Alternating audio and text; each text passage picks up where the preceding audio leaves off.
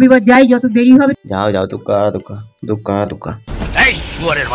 দিদি যাচ্ছ তো ভালো, কিন্তু এই লাশগুলোকে নিয়ে আবার রাজনীতি করতে শুরু করে দিও না। এক সারি দিয়ে লাশগুলোকে ফেলে দিয়ে তারপরে তুমি মাইক্রোফোন নিয়ে দাঁড়িয়ে বলবে যে এটা কিন্তু বিজেপির চক্রান্ত, এটা প্রধানমন্ত্রী নরেন্দ্র মোদীর চক্রান্ত। এগুলো আবার করতে যেও না, কারণ পাহাড়ের মানুষ তো তারা একটু রেগে আছে। কারণ পশ্চিমবঙ্গ সরকার যেভাবে প্রকৃতিকে ধ্বংস করে চলেছে, যেভাবে বালি লুট, কয়লা লুট, পাথর লুট করছে, গাছগুলো সব কেটে কেটে সাফাই করে দিচ্ছে, চুরি করছে, ডুয়ার্সের জঙ্গল পুরো কেটে সাফ করে দিয়েছে। এই মুখ্যমন্ত্রী মানবিক মুখ্যমন্ত্রী তো, তাই পশ্চিমবঙ্গের এই যে পাহাড়টা, সেই পাহাড়ের যে কি অবস্থা করেছে এই সরকার, সেটা পশ্চিমবঙ্গবাসী ভালো করেই জানে। জনতা মাফ নেই করেগি। সন্দেশখালীতে আপনারা দেখেছিলেন কতগুলো ঘর বাড়ি ভেঙে গেছিল একটা লোকাল ঝড়ে, পরের দিনই তৈরি করে দিয়েছে। একদম, উনি লুঙ্গি পরে কাঁচা মেরে একদম উঠে গিয়ে একদিনে তিনি ঘর বাড়ি দাঁড় করে দিয়েছেন। মানে ভাবতে পারছো, একটা মানুষের সারা জীবন লেগে যায় একটা ঘর বানাতে, বা একটা যদি পাকা ঘর কেউ বাড়ি বানাতে চায়, সে বাড়িগুলো বানাতে কমসে কম 1 মাস সময় লাগবে, তিনি নাকি তারপরের দিনই ঘর বাড়ি বানিয়ে দিয়েছেন। কি করে সম্ভব? এ তো আজব মহিলা। এনার পদধূলি নেওয়া দরকার পশ্চিমবঙ্গের প্রতিটা মানুষের, কারণ প্রতিটা মানুষ কেউ ঈশ্বরচন্দ্র বিদ্যাসাগর, স্বামী বিবেকানন্দ, রবীন্দ্রনাথ ঠাকুর, এগুলো কেউ কখনো হতে যাবে না। তোমরা সবাই মমতা ব্যানার্জির মতো হওয়ার চেষ্টা করো, সামনে ঢব আর পিছনে হচ্ছে চপের চুল। আমি যেমন পাহাড়কেও ভালোবাসি, আপনারা দেখেছেন কয়েকদিন আগেও নর্থ বেঙ্গল থেকে আমি ঘুরে এসেছি। সত্যি আমাদের দিদি মমতা ব্যানার্জি পাহাড়কে এতটাই ভালোবাসে যে সে পাহাড়ের মানুষগুলো যখন মরছিল তখন আমাদের দিদি ধেই ধেই করে নাচছিল, এবং তার নাচ আমরা দেখেছি। বিভিন্ন রকমের কলাকৌশলী শিল্পীবৃন্দদের নিয়ে নিজেকে একটু শিল্পীদের সঙ্গে মিশিয়ে দিয়ে আমাদের দিদি তার হিন্দুত্ব প্রমাণের চেষ্টা করেছিল। এটা আমরা দিদির দোগলাবাজি ভালো করেই দেখেছি। তো দিদি আজকে বেরিয়েছে নর্থ বেঙ্গল যাবে, তো নর্থ বেঙ্গল যাওয়ার আগে সে আবার সাংবাদিক সম্মেলন করছে। মানে ভাবতে পারছো তোমরা, ইনি যে কোথাও যাচ্ছেন কোনো মানুষকে সাহায্য করতে বা মানুষের সেবা করতে, সেটাও তিনি জানিয়ে যাচ্ছেন। এত ভালো ইনি, এত ভালো মনের মানুষ। ফুটেজ খাওয়ার জন্য তিনি সব কিছু করতে পারেন। এই যে ফুটেজ খাওয়ার জন্য রাজ্য সরকারের পশ্চিমবঙ্গের সাধারণ মানুষের ট্যাক্সের টাকা দিয়ে তিনি পুজো করাচ্ছেন, এটাও একটা ফুটেজ খাওয়াই বলে। তো আজকে এই ফুটেজ খাওয়া মুখ্যমন্ত্রীকে নিয়ে কথা হবে। তো চলো আর বেশি না বকে ভাট, আজকের ভিডিওটা শুরু করা যাক। তো হে বাঙালি, হ্যালো বাঙালি, নমস্কার বাঙালি, কেমন আছো তোমরা সবাই? আশা করি অনেক অনেক ভালো আছো। তো আজকের একটা নতুন ভিডিওতে তোমাদের সবাইকে অনেক অনেক স্বাগত। এই তো লেটেস্ট নিউজ। মানুষ যখন বিপদে পড়ে তখন আমাদের কাছে উৎসব বড় কথা নয়, উৎসব মানুষের মানবিকতাই হচ্ছে সবচেয়ে বড় উৎসব। একদম, আমাদের দিদি এত মানবিক যে যখন মানুষগুলো মারা যাচ্ছিল তখন তাদেরকে বাঁচানোর জন্য কোনো রকম কোনো ব্যবস্থাপনা করেনি, শুধুমাত্র মনিটরিং করেছে। মানে দেখছিল নবান্নের 14 তলায় বসে, সেখানটায় যে মানুষগুলো কতগুলো ভেসে যাচ্ছে, লাশগুলো গুনছিল, 1 2 3 4 করে এরকম 24টা লাশ গুনেছে আমাদের দিদি। তো ইনার মানবিকতা তো ফুটে ফুটে উঠছে। আমাদের এই মুখ্যমন্ত্রী তিনি বলছেন উৎসবটা বড় কথা নয়, তাহলে এই যে অসভ্য বর্বর যে শিল্পীগুলোকে নিয়ে আপনি যে রাস্তায় নাচছিলেন ধেই ধেই করে বাজিদের মতো, তাহলে সেটা কি ছিল? সেটা উৎসব ছিল না। দুর্গাপুজো তো শেষ হয়ে গেছিল, দুর্গাপুজোর শেষে যে যার সে তার বাড়ি চলে যাবে। এই কার্নিভাল করার কি খুব দরকার ছিল? গভর্নমেন্টের টাকা খরচা করে এই সব যে নাটক তোমরা শুরু করেছো, প্রতি বছরে ক্লাবগুলোকে 2 লক্ষ টাকা করে দিচ্ছ, পুজোর সময় দিচ্ছ 1.5 লক্ষ টাকা, এগুলো কি হচ্ছে? আবার পুজোর শেষে কার্নিভাল, এগুলোই তো মানবিকতা, এগুলোই হচ্ছে মানবতার প্রধান অস্ত্র, যেটা দিয়ে ভোট তোলা যায়। শরম করো, ভগবান সে ডরো। নর্থ বেঙ্গলে যে ঘটনাগুলো ঘটেছে, আমি প্রথমে বলি আপনাদের, পুজো আমাদের হয়ে গেল। ও আচ্ছা, দুর্গাপুজো তাহলে হয়ে গেল? আমরা তো জানতাম না, আমরা তো ভেবেছিলাম যে দুর্গাপুজো হয়নি। কারণ দুর্গাপুজোয় যে পরিমাণে রাজনীতি তুমি করেছো, এই রাজনীতিতে যারা বিশ্বাসী তোমার, তাদেরকে সত্যি মুখে জুতো মারতে ইচ্ছে করছে। তোমার যে আদর্শে যারা অনুপ্রাণিত, তাদের পোঁদে লাথি মারতে ইচ্ছে করছে। সেই শুয়োরের বাচ্চাগুলো এখন কোথায়? এই মাটি মানুষের যারা কর্মকর্তারা আছে, ওরা এখন কোথায় ঢুকে গেছে? কোথায়? একটা লোককে তো দেখতে পাচ্ছি না যে পাহাড়ে মানুষের সেবা করতে গেছে। এরা মাটি মানুষের সরকার। পুলিশগুলো কি মাটি মানুষের চাকর আছে নাকি, যে তারা গিয়ে ওখানে কাজ করবে, তারা গিয়ে রেস্কিউ করবে? কেন তোমার দলের লোকেরা নেই? টাকা খাওয়ার সময় তো মুখগুলো হাঁ করে বসে থাকে, কখন একটা হাড্ডি ফেলবে মমতা ব্যানার্জি, আর সেই হাড্ডিগুলো খাওয়ার জন্য সব লুটে পুটে খাবে। তারা এখন কোথায়? তোমাদের যে এই যে ক্লাবগুলো, যাদেরকে তোমরা টাকা দিচ্ছ, যাদেরকে তোমরা পুষে রেখেছো, সেই ক্লাবগুলো একটাও গিয়ে তো ওখানে মানুষজনকে উদ্ধারের কাজে লাগছে না, একবারও দেখিনি। কোনো দিন কোনো কাজেই তো এই ক্লাবগুলো আসে না। বা এই ক্লাবগুলো ছাড়াও তোমার যে দলের নেতা মন্ত্রী এবং যারা মুখপাত্ররা আছে, তাদেরকে তো কখনো দেখিনি যে মানুষজনের সামনে একটা বিস্কিটের প্যাকেট নিয়ে যেতে। এগুলোকে কি তুমি কি শুধুমাত্র বাতেলা মারার জন্য রেখেছো? ক্লাবগুলো, পুজো কমিটিগুলো, তারা ভীষণ ভালো রোল প্লে করেছে। হ্যাঁ, এইগুলো তো এখন ওই যে যারা মৃতদেহ তাদের লাশ পোড়ানো হয়েছে কি হয়নি সেটা ঠিক নেই, সেখানটায় মুখ্যমন্ত্রী যাবে কিনা ঠিক নেই, কিন্তু ক্লাবগুলো যে খুব ভালো কাজ করেছে সেটা কিন্তু সাংবাদিক সম্মেলনে বলতে হবে। কোনো একটা জায়গায় যাওয়ার আগে ওই জায়গায় গিয়ে, মানে যেখানটায় পারবে মাইক্রোফোনটা হাতে নিয়ে মোটামুটি বাতেলা মারাতে আমাদের দিদি এক্সপার্ট। এই বাতেলা মারতে মারতে পশ্চিমবঙ্গটাকে পুরো বাতেলা রাজ্যতে পরিণত করে দিয়েছে। কারণ এই রাজ্যে কোনো কিছুই নেই, শুধুমাত্র বাতেলার উপরেই চলছে। টাকা ধার নিয়ে নিয়ে আমাদের রাজ্য পুরো দেনায় ডুবে গেছে। আমাদের পশ্চিমবঙ্গের মুখ্যমন্ত্রী তবুও মোটামুটি ক্লাবগুলোর প্রশংসা করতে তিনি ছাড়বেন না। এই ক্লাবগুলো না থাকলে তো তিনি মুখ্যমন্ত্রী থাকবেন না, তিনি ভালো করেই জানেন। আমরা আগেও আপনারা জানেন যে কলকাতার বৃষ্টিতে যারা মারা গিয়েছিল আমরা একটা কম্পেনসেশন ডিক্লেয়ার করেছি। বাস হয়ে গেল। কোনো একটা জায়গায় কোনো দুর্ঘটনা ঘটলে কিছু টাকা তাদের মুখে গুঁজে দিয়ে তাদেরকে বলা হবে যে তোরা চুপ করে যা, যদি চুপ না করিস আরও কিছু টাকা নে।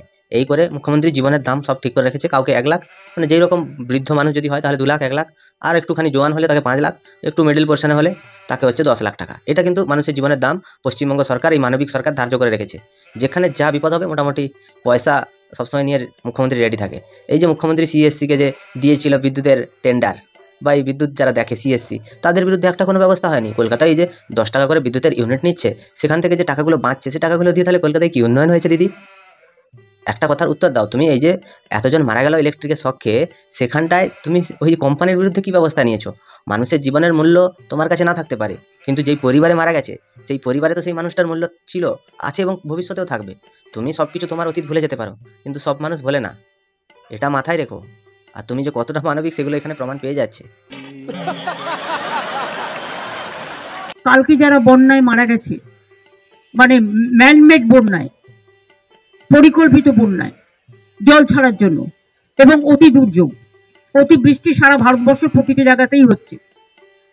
উত্তরাখণ্ড থেকে শুরু করে, বিহার থেকে শুরু করে, ইউপি থেকে শুরু করে, আর বাংলা তো নৌকার মতো, সব জলটা বাংলার মধ্যে এসে জড়ো হয়। ইনি হচ্ছেন একজন ভূগোলের মানে অধ্যক্ষ, কারণ তিনি এমন একজন মানুষ যিনি সব কিছুতেই পারদর্শী। তিনি আইনগত দিক থেকে হোক, তিনি ভৌগোলিক দিক থেকে হোক, ঢপ মারার দিক থেকে হোক, তিনি সব কিছুতেই পারদর্শী। তিনি কীটা পারেন না এটা আমাদেরকে বলো। তিনি এত কিছু পারেন, তার একই অঙ্গে এত রূপ আছে আর এত গুণ আছে যে আপনারা দেখে বিভোর হয়ে যাবেন।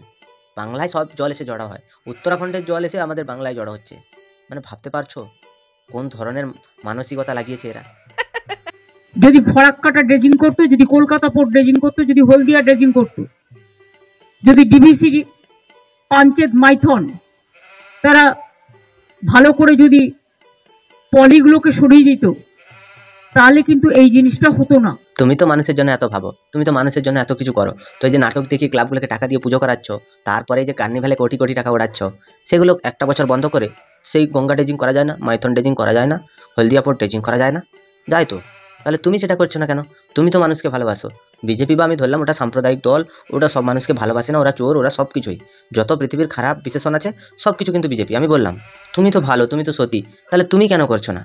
আজকে ঘাটালবাসী 15 বছর ধরে ওরা জলে ভাসছে, ওদেরকে তোমরা প্রতি বছর প্রতিশ্রুতি দিচ্ছ যে হ্যাঁ হবে, হচ্ছে, আমরা ভাবছি, আমরা করবো, এবারে ভোটটা দিয়ে দাও, আগের বছরই কাজ শুরু হবে। এই করতে করতে 15 বছর ধরে ভোট নিয়েছো, 15 বছর ধরে ভোট নেওয়ার পরে এখন বলছো যে আমরা 90% কাজ করে নিয়েছি। কোথায়? তাহলে ঘাটাল ভাসছে কেন? তোমরা নাকি সব কিছু করে দিয়েছো, সুইচ গেট বসিয়েছো, তোমরা বহু কিছু কাজ করে দিয়েছো। আজকে পশ্চিমবঙ্গের মানুষের কথা যদি ভাবতে, তাহলে এইখানটা এয়ারপোর্টের বাইরে দাঁড়িয়ে ভাষণ মারতে না, আগে ছুটে যেতে নিঃশব্দে। তুমি যদি তোমার মনে যদি সেবা করার এতটুকু অনুভূতি থেকে থাকতো, তাহলে তুমি এখানটায় দাঁড়িয়ে ডায়লগ না মেরে চলে যেতে ওখানে। तो सुधर जाओ, सुन लो मेरी बात। তা সত্ত্বেও আপনাদের মনে রাখতে হবে, আমরা 5.5 লক্ষ পুকুর কেটেছি নতুন করে, 500 চেক ড্যাম করেছি, তাতেও কিন্তু অনেকটা জল আমরা সংরক্ষণ করতে পারছি। সত্যি কথা বলতে পৃথিবীর কোন কোন জায়গায় 5.5 লক্ষ পুকুর ইনি কেটেছেন সেটা আমাকে একটু দেখিয়ে দিলে বা বুঝিয়ে দিলে ভালো হতো। মানে কোন কোন জায়গায় পশ্চিমবঙ্গ সরকার কাজ করেছে, সেই কাজের জায়গাগুলো দেখালে খুব ভালো হতো, বা নাম বললে যে এইখানটায় একটা পুকুর আমরা কেটেছি। 5.5 লক্ষ পুকুর, তোমরা ভাবতে পারছো? আমি তো আমাদের এরিয়াতে একটা পুকুর কাটাও দেখিনি। তাহলে ইনি কোথায় কেটেছেন 5.5 লক্ষ পুকুর? কলকাতাতে হলেও হতে পারে, ওখানটায় তো সব বড় বড় লোকেদের বাস, আর ওখানটায় তৃণমূলের সব নেতা মন্ত্রী মুখপাত্ররা থাকে, তো তাদের বাড়ির ভেতরে পুকুর কাটা হয়েছে, হতে পারে। এবার ভাইপোর বাড়ির সুইমিং পুলকে যদি মুখ্যমন্ত্রী বলেন আমি পুকুর কেটেছি, তাহলে কিন্তু আমাদের কিছু করার নেই, কারণ আমাদের মুখ্যমন্ত্রী তিনি মানবিক, তিনি আগে তার ঘরের প্রতি মানবিকতা প্রকাশ করেন, তারপরে যদি কিছু বেঁচে থাকে মানবিকতা, তাহলে পশ্চিমবঙ্গের মানুষের প্রতি তিনি করেন। ঢপ মারা আর চিটিংবাজি আর বাটপারি করার একটা সীমা থাকে, এই সব সীমা অতিক্রম করার পরে ইনি একদম স্বর্গে যাওয়ার রাস্তা খুঁজছেন, কিন্তু তোমার রাস্তা হচ্ছে নরকের দিকে। কিন্তু গঙ্গা সংস্করণ হয় না। গঙ্গা সংস্করণ নামে অত নমামি গঙ্গা, কত মুখে মুখে বাত, বড় বড় বাত, দিলকা বাত ভাষণ চলেছে।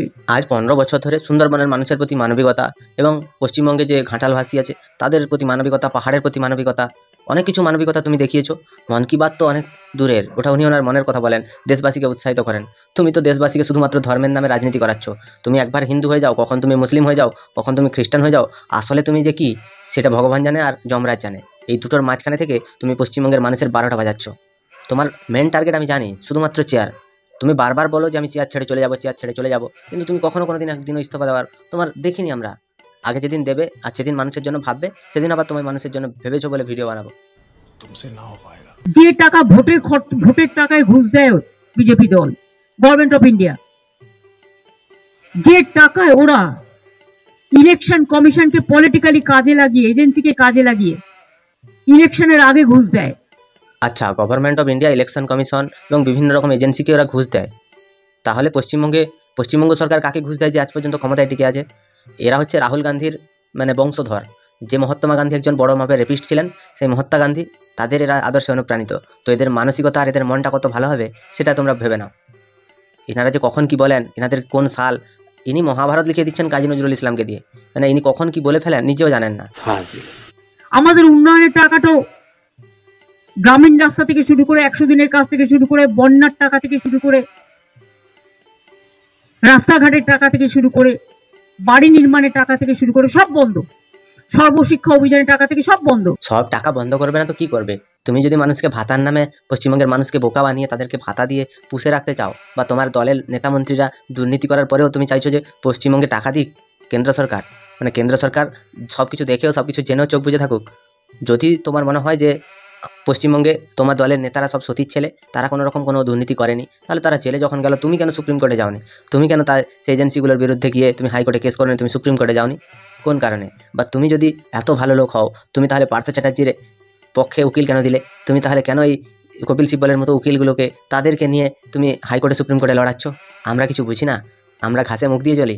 বুঝি না বাবু। এর মধ্যে জিএসটি আপনারা জানেন, যদি এটা আমরা চেয়েছি মানুষের জন্য, কিন্তু 20,000 কোটি টাকার জন্য জিএসটি আমাদের রেভিনিউ লস হয়েছে। মানুষকে এতটা পরিমাণে ভুল বোঝাচ্ছে জিএসটি নাকি ওনারা চেয়েছেন।